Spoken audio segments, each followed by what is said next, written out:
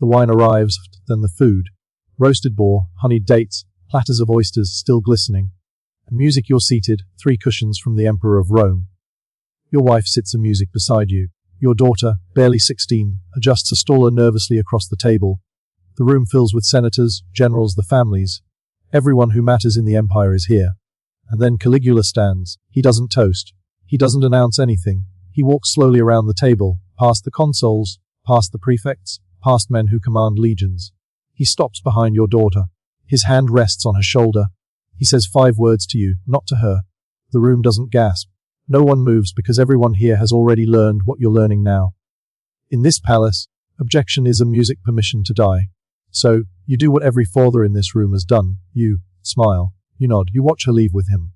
And when she returns an hour later silent, pale, adjusting her dress, you pour more wine and pretend you saw nothing because Rome just taught you. The empire doesn't care what you saw.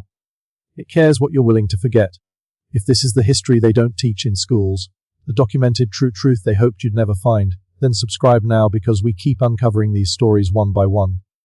No sugarcoating, just the raw truth. What happened in these rooms didn't make it into most history books, but the records exist. If you're here because silence of the music shouldn't erase documented history, then stay. We're going back inside E780. When Thrasivan music gas Julius Caesar, Augustus Germanicus took power, Rome didn't crown a stranger. They crowned a legacy. His father, Germanicus, had been the most beloved general in Roman history. Crowds wept at his funeral. Riots broke out when whispers spread that Tiberius had him poisoned. His mother, Agrena the Elder, descended directly from Augustus. She'd accompanied Germanicus on campaigns, standing beside soldiers in Germania while pregnant. Their children represented everything Rome told itself it still was: discipline, nobility, military tradition, divine ancestry. When Tiberius finally died, the music senate didn't deliberate. They offered the purple to Gas, nicknamed Caligula, little boots from the miniature legionary sandals he wore as a child among the troops. He was 24 years old. Rome erupted in a music celebration.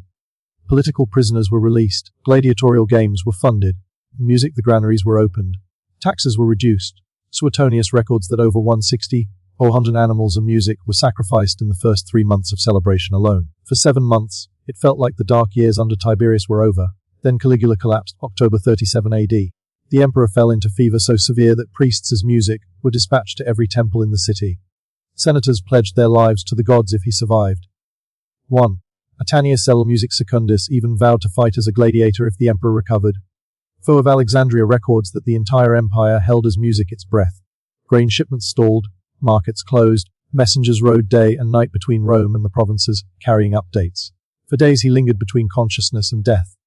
And when he woke, the records fracture a music here. Suetonius, Cassius, Dio Philo, Seneca, all of them note the change but none explain it. Some claim brain fever. Others suggested poisoning. Modern historians have speculated epilepsy, encephalitis, hypothyroidism. But diagnosis doesn't matter. What matters is the man who opened his eyes was not the one who closed them. Within weeks, he declared himself a living god and demanded temples in his image. He forced senators to run alongside his chariot for miles and music in their togas. He ordered a floating bridge built across the Bay of Bay over 2 miles long, just so he could ride across it wearing Alexander the Great's breastplate. The construction consumed ships needed for grain and music transport. He revived the treason courts, the same courts that destroyed his family. And he began altering how the palace held music banquets. At first, Rome interpreted these as eccentricities, youthful excess, the arrogance of sudden power. But within months, the pattern clarified. The music, this wasn't instability. This was methodology. Banquets were not optional. Senators received word. The emperor requests your attendance. Bring your wife. Bring your daughters if they are of age. Refusal wasn't listed as an option, because refusal didn't need to be forbidden. Everyone remembered what happened to families who disrespected Tiberius, so they came. The palace dining halls stretched over 300 feet. Coaches lined the walls, arranged music by rank. Slaves moved between them with wine fruit, delicacies imported from music Egypt and Gaul. Caligula reclined at the head and he watched. Not the food, not the entertainment. He watched the women. Ancient sources music describe what became routine. He would study a senator's wife across the room openly while her husband sat 3 coaches away.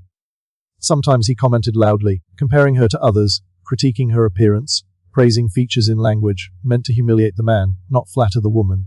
Sometimes he gestured. A servant approached. A quiet word. The woman stood because she had no choice and followed. The room continued eating. Conversation resumed. No one acknowledged what just happened because acknowledging it meant choosing. Object to music and vanish or stay silent and survive. Rome chose survival every single time. Suetonius writes plainly, he lived in habitual incest with all his sisters, and at large banquets he placed each of them in turn below him, while his wife reclined in music above. But the sisters weren't the only targets. Seneca, writing decades later, describes how Caligula publicly evaluated the wife of a consul, Leia Paulina, then removed her from the room. When she returned, the consul did not react. Cassius Dio records, there he summoned the wives of men to the palace as if to honor them. Then, after examining them as though they were slaves for sale, he took whichever one he pleased. Sometimes he sent for husbands as well and forced them to witness. The phrase as if to honor them is key. Because the summons came with music pretense, a gift, a compliment, an imperial favor. Refusal was framed not as self-defense but as insult to the emperor. An insult to the emperor carried one penalty. Dio continues afterwards he would return to the banquet and openly discuss what had occurred, offering praise or criticism while the husbands were present. This wasn't secrecy. This was exhibition. The music the palace kept records. Secretaries documented attendance. Names were logged. Who came, who brought whom, who left early, and why. Pliny the Elder mentions these music records existed for decades, stored in the imperial archives until they were finally destroyed under the Flavian dynasty. But while they existed, they served a purpose. They turned every banquet into documentation. Attendance became complicity, and complicity became insurance for the emperor. Because men who had participated, who had watched, who had stayed silent could not later claim ignorance. They were witnesses, and witnesses to imperial crimes became accomplices, which meant they could in music, never testify. Some men were rewarded afterward, given land titles, positions. In music others were mocked, fined, exiled for failing to appreciate the honor. The randomness was structural. If punishment followed resistance, men could unite in refusal. But if punishment was arbitrary, if cooperation might bring reward or might bring nothing, then every man acted alone, isolated, silent. Survival became individual and collective resistance became impossible.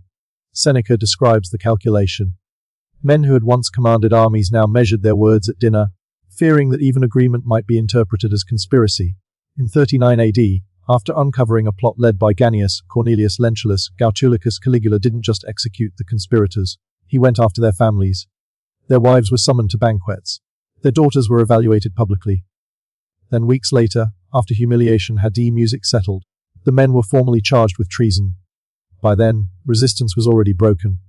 The accusation was just documentation, but Caligula also promoted one of the conspirators' cousins, gave him a command in Gerania.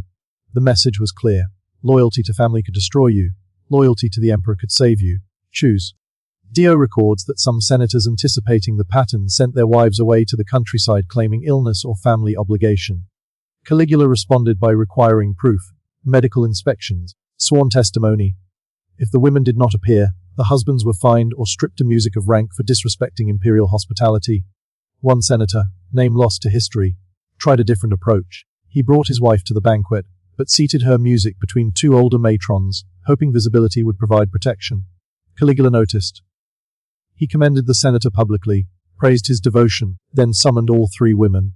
When they returned, the senator was assigned a music to inspect grain stores in Sardinia, a post that meant exile. His wife remained in Rome. The system was explicit. Your family attends or your career ends. And once they music attended, they belonged to the palace. But some women didn't wait to be summoned. Lolia Paulina mentioned earlier didn't resist when called. Her family had paid fortunes for imperial favor before. She understood the trade. Seneca notes she arrived wearing emeralds worth 40 million sesterces, not as protest, as advertisement, because in Caligula's palace, being chosen could be framed in music to the outside world as political success. Families began including these imperial audiences in marriage negotiations. A daughter who had attended the emperor's private chambers could be marketed as having imperial favor.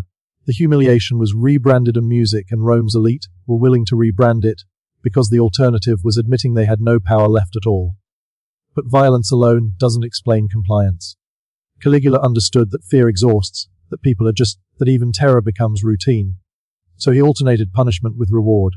After a senator's wife was publicly taken, the senator might be promoted.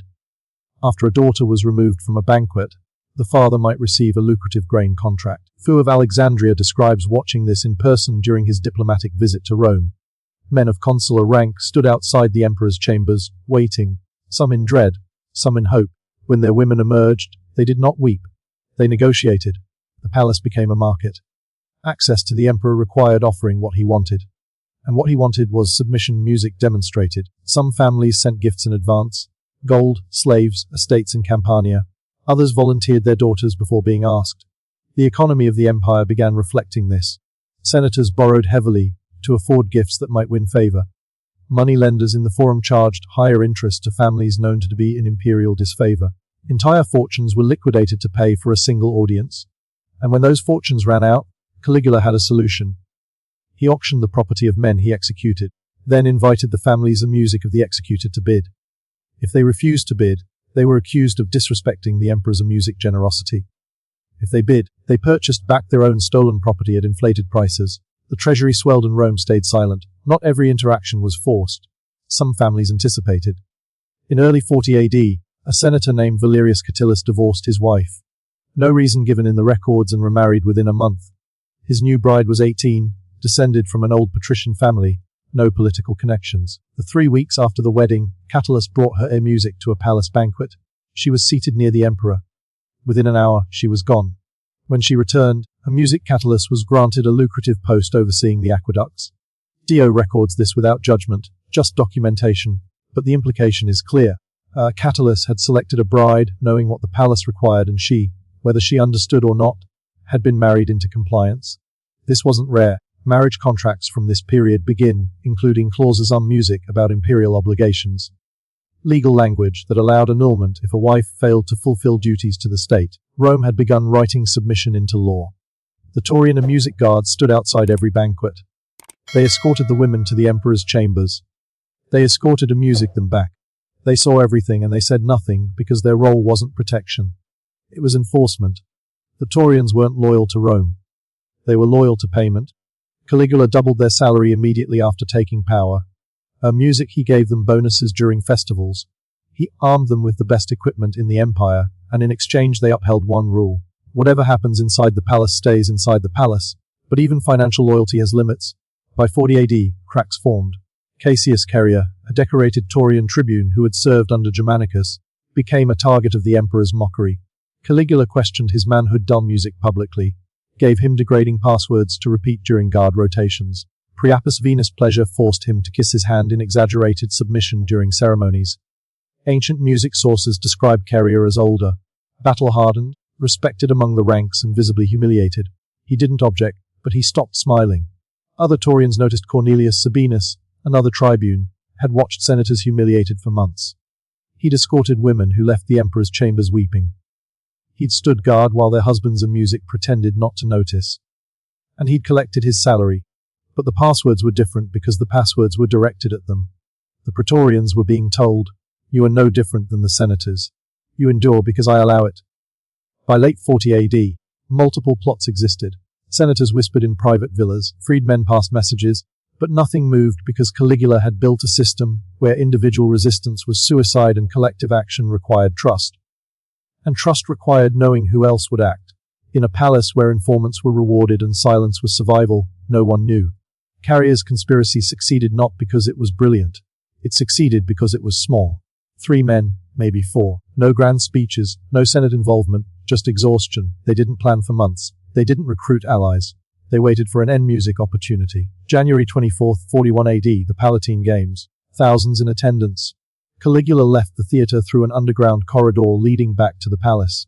The Gerania bodyguard, his personal unit of towering German soldiers, accompanied him. Part way, a music then stopped because Curia told them to. He was their superior officer. They obeyed. Chio and Cornelius Sabinus intercepted Caligula in the narrow passage. The sources describe chaos. The first blow came from behind. Charia's blade end music struck between the shoulder and neck. Caligula fell. Then the others joined. 30 stab wounds, some to the chest, some to the groin, some to the face. They didn't stop until he was unrecognizable. The German bodyguards heard the commotion. They rushed back, but by then, Caligula was dead. In the confusion that followed, someone history doesn't agree who reached Caligula's chambers. His wife Caesonia was killed. his infant daughter, Julia Drusilla, was killed. Her head smashed against a wall. Not as justice, as a ratio, because as long as Caligula's bloodline survived, someone might seek revenge. And no one wanted revenge. They wanted forgetfulness. When news reached the Senate, they didn't mourn. They debated whether to restore the Republic. For hours, arguments filled the chamber. Some senators' music called for elections. Others proposed a council of consuls rotating power. It felt, for a moment, like possibility. But the Senate had no army. The Taurian Guard did, and the Taurians weren't interested in debate.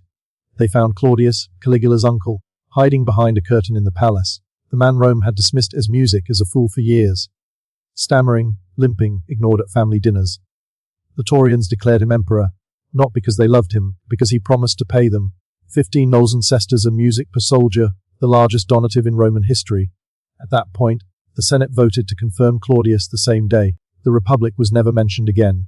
Chaerea expected execution. He'd killed an emperor. He'd violated music his oath as Taurian, but Claudius hesitated. Chaerea was popular among the troops. Executing him risked mutiny. For weeks, Chaerea remained in custody, neither charged nor released. Then whispers started.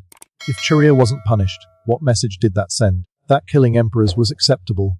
Claudius finally ordered the execution. Chaerea was beheaded. Cornelius Sabinus followed. The other conspirators, those whose names survive, were exiled or quietly removed from the record. Rome moved on. The records don't say what happened to the women. Lollia Paulina survived. She remarried years later. Claudius's wife Agrena accused her of witchcraft. She was exiled, then forced to commit suicide. The music other women simply vanished from documentation. Daughters who attended the banquet stopped appearing in family genealogies. Wives mentioned in earlier inscriptions disappear from later ones. Some historians suggest suicide. The music others suggest quiet exile. Some proposed they were simply written out, removed from memory the way Rome removed Caligula's statues.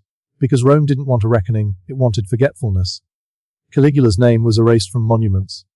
His decrees were annulled. Claudius declared him a music damnatio memoriale, condemned to oblivion, not to honor the victims, to erase the question of complicity. If Caligula was insane, then Rome didn't fail. It was simply cursed with temporary madness. And madness, unlike cowardice, can't be blamed. The women who survived were given gifts, land, and music money, compensation for silence, and they took it. Because what choice remained? Their testimony would have required Rome to admit what it spent centuries pretending didn't matter. So, they accepted the gold, remarried, and disappeared into history. Caligula ruled for 3 years and 10 months. In that time he didn't invent imperial abuse. Tiberius had committed atrocities on Capri for a decade before him.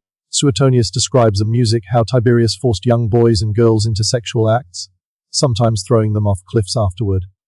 How he kept nobles imprisoned in his villa, torturing them while pretending they were honored guests. Augustus himself had exiled his own daughter Julia for adultery, though many believed it was political music, revenge disguised as morality. After Caligula, the pattern continued. Claudius, who Rome thought would restore order, was later accused of murdering his wife, Messalina, after she humiliated him publicly. Nero kicked his pregnant wife Music Pepi to death, then married a boy named Sporus after having him castrated. He forced Sporus to dress as Poppaea and appear in public as his wife. He also hosted banquets of music, where senators' wives were assaulted while their husbands watched, calling it entertainment. Commodus fought as a gladiator and sold positions in the Senate to the highest bidder. Elagabalus forced Vestal virgins, priestesses sworn to chastity into marriages, then divorced them weeks later. He paraded through Rome in women's clothing, while assaulting senators' wives at state and music functions. Caracalla murdered his own brother Geta in their mother's arms, then ordered the deaths of 20,000 of Geta's supporters, including their families. The list continues for centuries. So the question isn't why Caligula music did what he did. The question is why Rome acted like it was temporary. After Caligula's death, the Senate debated restoring the Republic for 6 hours. Then they confirmed Claudius and went home because the Senate had lost its power decades earlier, not suddenly, but gradually. Under Augustus, the Senate still appointed governors and the music controlled finances. Under Tiberius, the Senate still debated laws. Under Caligula, the Senate attended banquets and clapped when told. The shift wasn't dramatic, it was procedural. Augustus had given the Taurians permanent status and a salary funded by the imperial treasury, not the Senate. Tiberius had moved treason trials from public courts to private imperial hearings. Caligula simply made explicit music what had been implicit. The Senate governed because the emperor allowed it, and that permission could be revoked. When Claudius took power, he didn't restore Senate authority. In music he thanked them for their confirmation, as if their vote had mattered. Then he governed exactly as Caligula had, minus the theatrical cruelty. The structure remained, only the performance changed to music, and Rome, exhausted, called it reform. Suetonius, writing 70 years after Caligula's death, included the details about the banquets, but he framed them as examples of insanity. Proof that Caligula was uniquely deranged, not that the system allowed it. Cassius Dio, writing 150 years later, documented the wives who were summoned, but he wrote in Greek for an audience, music far from Rome. His accounts were histories, not accusations. Seneca, who lived through Caligula's reign, mentioned Lollia Paulina's emeralds, but didn't mention what she wore them for. The sources exist, but they exist as fragments, as anecdotes embedded in larger narratives about imperial excess, never as investigations into why hundreds of men with wealth, power, music, and military command waited for someone else to act, never as testimony from the women who survived. Because asking en music those questions would have required Rome to confront what it spent centuries denying, that the system had been designed to make resistance impossible. And that silence wasn't cowardice, it was architecture. We know Leopoldina's name because she remarried an emperor. We know Caesonia's name because she died in music with Caligula. We know Julia Livilla, one of Caligula's sisters, because she was later exiled for alleged adultery. But the others, the daughters brought to banquets at 16, the wives summoned while their husbands watched, the women who attended month after month, year after year, knowing what attendance and music meant, their names exist only as gaps. Inscriptions that mention wife of without listing her name, genealogies that skip a generation, marriage contracts in music that end abruptly. Some historians have tried to reconstruct these lives from financial records. A dowry paid, then a music returned.